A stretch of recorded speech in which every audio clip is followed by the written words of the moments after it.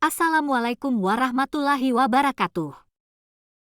Saya atas nama Madinatul Munawarah ingin menjelaskan materi ekonomi moneter tentang tinjauan sistem moneter saat ini.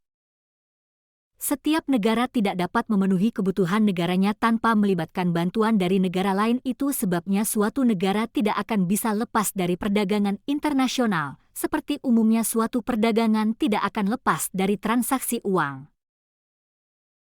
Tinjauan sistem moneter saat ini berdasarkan perspektif Islam.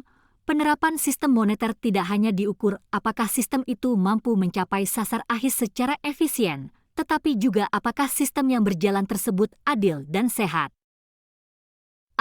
Penyelarasan prinsip Islam Indonesia saat ini menganut dua sistem moneter, yakni moneter Islam dan moneter konvensional. Penyelarasan prinsip-prinsip konvensional dan Islam harus dipahami tidak hanya masyarakat secara individu, namun masyarakat secara umum dan diikuti dari segi institusionalnya. Permodalan dan sistem moneter. Salah satu yang perlu diperhatikan dalam sistem moneter adalah permodalan usaha yang kebanyakan menggunakan praktik suku bunga.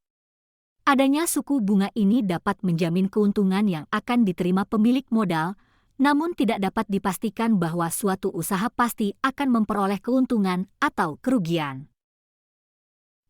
Peluang penggunaan uang emas sebagai mata uang global. Penggunaan dinar merupakan suatu solusi atas perekonomian dunia yang menggunakan uang fiat.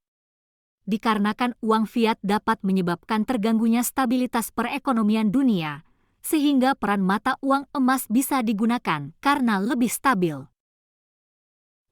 Uang elektronik dan digital. Perspektif Islam, teknologi adalah segala daya upaya yang dapat dilaksanakan oleh manusia untuk mendapat taraf hidup yang lebih baik.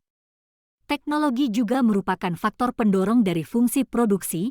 Dapat dikatakan demikian karena jika suatu teknologi yang digunakan lebih modern, maka hasil produksi yang akan tercapai akan menghasilkan barang atau jasa yang lebih banyak dan lebih efisien atau efektif. Ekonomi moneter Islam. Dalam mendorong pertumbuhan ekonomi baru melalui kebijakan moneter, Islam dapat mendorong kemajuan di sektor keuangan karena dapat mencegah penumpukan uang dan melancarkan aliran uang ke sektor real sehingga dapat berjalan dengan lancar.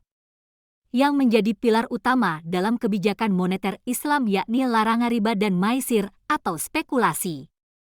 Uang tidak disamakan dengan komoditas yang dapat diperjualbelikan.